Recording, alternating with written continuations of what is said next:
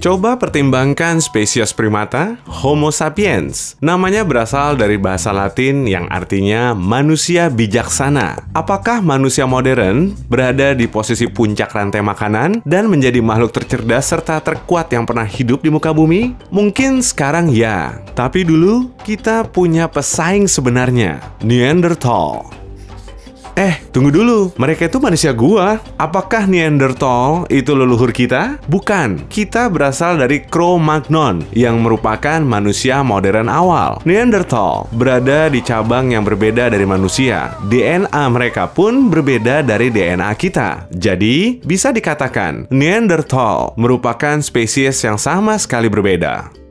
Mari kuperkenalkan Ned, si Neanderthal. Dia muncul antara 430.000 sampai 40.000 tahun yang lalu di Eropa. Tahun 1856, saudara-saudara Ned ditemukan pertama kalinya oleh para arkeolog di suatu lembah di Jerman bernama Neander. Dari situlah nama Neanderthal berasal. Cerdas kan?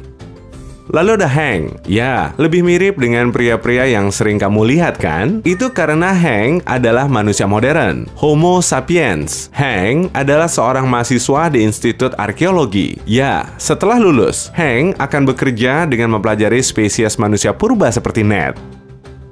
Hank ini Ned, dan Ned ini Hank.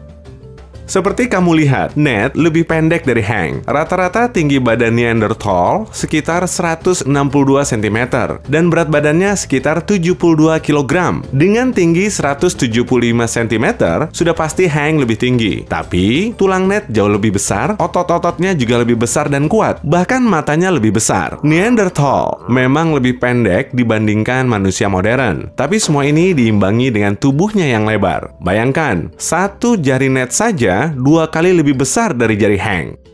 Ya, dibandingkan dengan Hank, Ned lebih terlihat seperti tumpukan otot. Tapi, apakah ini berarti Ned lebih kuat? Lebih besar tidak berarti lebih baik. Kamu tahu itu kan? Misalnya, tengkorak Ned berukuran lebih besar karena otaknya juga lebih besar daripada otak Hank. Namun, manusia modern memiliki otak yang lebih kompleks dan efisien. Jadi, mana yang lebih baik? Otak atau otot? Kurasa dengan melihat keseharian yang dilakukan oleh orang-orang ini akan membantu menjawab pertanyaan itu. Pagi hari, Hank si manusia malas. Dia tidak bergegas bangun pagi setelah jam alarmnya berdering. Padahal dia harus masuk kuliah. Dia mungkin saja makan selembar roti panggang saat keluar rumahnya. Tapi sepertinya tidak mungkin. Mungkin dia hanya menyeruput kopi. Dia akan terlambat. Lebih baik segera menuju kelas. Ya ampun, Hank kehabisan napas setelah lari beberapa meter. Ned, begitu matahari terbit, dia bangun dan langsung mencari makan. Bukan, ini bukan makanan siap saji yang dijual di tos serba di dekat rumah. Seperti Tarzan sebenarnya. Ned mencari makan di padang rumput yang luas. Berkat dadanya yang lebar dan lubang hidungnya yang besar, otot-otot Ned mendapatkan lebih banyak asupan oksigen. Jadi dengan kakinya yang berotot besar, dia dapat dengan mudah berjalan sejauh 50 km hanya untuk mencari makan malam. Dia sampai di tempat tujuan hanya dalam sekejap. Kumpulan kerbau liar sedang merumput. Siang hari, Hank bersusah payah mengikuti kelas pertamanya dan tertidur di kelas keduanya. Dia terbangun karena perutnya bergumuruh. Saat jam makan siang, dia langsung menuju mesin penjual otomatis dan membeli roti lapis dan sebungkus keripik. Ned mengikuti buruannya selama 2,5 jam. Seekor bison seberat 680 kg. Bison ini dapat memberi makan seluruh keluarganya. Jadi dia tidak boleh gagal. Dia menarik napas dalam-dalam lalu menerjang bison itu. Hanya bersenjatakan kapak batu bengkok. Diperlukan otot yang sangat kuat agar dapat menang melawan binatang sebesar itu. Dan Ned menang. Sementara Hank, ya, suatu kali dia pernah ketakutan setengah mati diserang angsa yang menginginkan roti lapisnya, dan si angsa menang.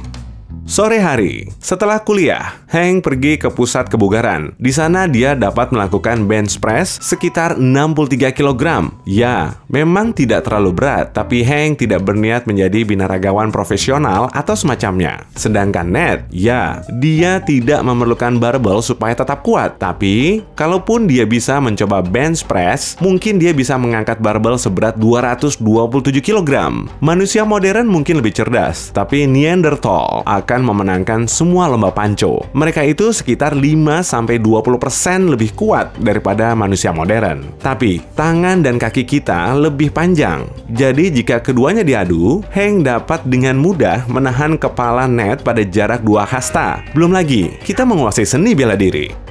Tapi, meskipun keduanya diadu dalam pertarungan dahsyat antar spesies, Ned agak sibuk. Dia bersama rekan-rekan pemburunya harus membawa makan malam mereka kembali ke gua, yang jaraknya bisa mencapai puluhan kilometer. Ini memang memerlukan kekuatan dan stamina yang tinggi. Malam hari, Hank dan teman-temannya menonton film blockbuster terbaru di bioskop. Kemudian saatnya kembali ke asrama. Ned juga sedang kembali ke rumah, tapi rumahnya selalu berpindah-pindah. Layaknya semua Neanderthal, Ned tidak tinggal di satu tempat dalam waktu sama. Bersama dengan keluarganya, dia pergi mencari tempat bermalam yang baru. Bahkan di malam yang dingin ini, Ned harus mencari gua yang cocok untuk ditempati. Dia dapat melihat dengan jelas meski dalam gelap, matanya lebih besar dan telah beradaptasi. Sepertinya gua ini telah dikuasai oleh beruang dan ukurannya lebih besar dari beruang grizzly. Tapi Ned tidak peduli, dia menghalau beruang itu dan keluarganya dapat menempati rumah baru mereka meski hanya untuk sementara. Di asramanya, Hank memesan pizza dan sedang memainkan video game dengan kekasihnya. Ned menyalakan api di gua, dan istrinya Nellie, yang struktur tubuhnya juga lebih kuat daripada pria zaman modern, sedang membuat pakaian, sepatu, dan sarung tangan dari kulit kerbau. Sementara Ned membuat dan memperbaiki peralatannya. Mereka berdua menyantap daging mentah. Tidak ada periuk, panci, bumbu, atau saus tomat. Mereka menyantapnya langsung.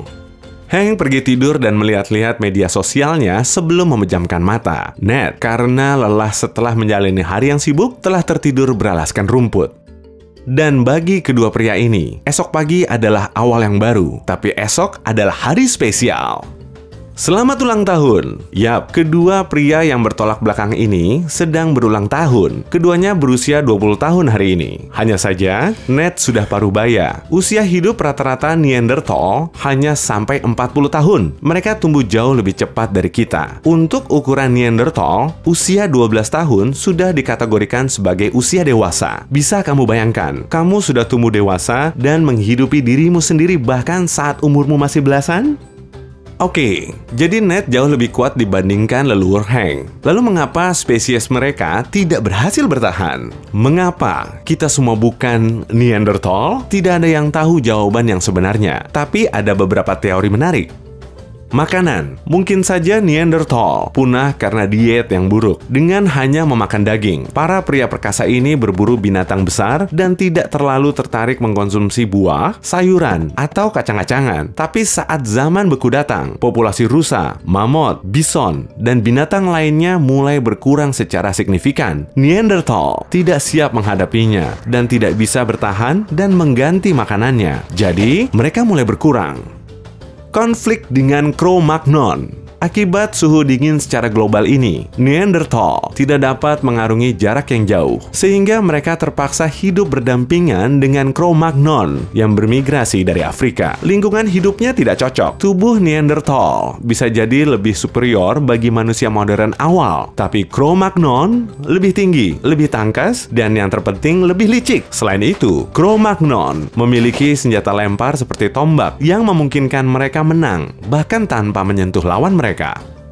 Studi mengenai tengkorak Neanderthal menunjukkan mereka memiliki otak yang lebih besar dibandingkan dengan Cro-Magnon. Tapi perlu diingat, punya otak yang lebih besar tidak selalu lebih baik. Yang terpenting, menggunakannya dengan tepat. Mata Neanderthal yang besar menunjukkan mereka sangat mampu mengartikan informasi yang diterima. Dengan kata lain, mereka melakukan apa yang harus dilakukan dalam menghadapi situasi. Sebaliknya, Cro-Magnon belajar untuk menganalisis informasi. Mereka dapat membuat rencana sebelumnya dan tergabung dalam kelompok besar untuk mencapai tujuan yang sama, mengalahkan Neanderthal, dan itulah yang mereka lakukan. Selain itu, punahnya Neanderthal bisa jadi disebabkan oleh mereka sendiri. Begini, setiap pria Neanderthal mengambil risiko setiap hari bertarung dengan beruang, badak, mamut, dan binatang buas purba lainnya. Dengan karakter yang tak kenal rasa takut dan meledak-ledak, Neanderthal dapat bertarung dengan sesamanya. Dan jelas sekali, konflik tersebut tidak berakhir dengan baik. Karena gaya hidup keras ini, jumlah pria dapat berkurang sehingga jumlah kelahiran menurun tajam. Itu sebabnya kita tidak tinggal di gua, mengudap daging mentah, dan bertarung melawan mamut raksasa berbulu tebal. Bukan berarti ini hal yang buruk sih. Tapi tetap saja, aku tidak akan menantang Neanderthal bertarung tinju. Sudah pasti. Dan terakhir, aku penasaran, mungkin Cro-Magnon punya keturunan lain juga. Namanya Cro-Moron, orang-orang bodoh. Nah, sepertinya aku tak henti-hentinya bertemu dengan mereka. Ups. Hey, jika kamu belajar hal baru hari ini, klik tombol suka di video ini. Lalu bagikan pada teman-temanmu. Inilah beberapa video menarik lainnya yang bisa kamu tonton. Klik saja video di salah satu sisi layar, dan ingat, tetaplah di sisi terang kehidupan.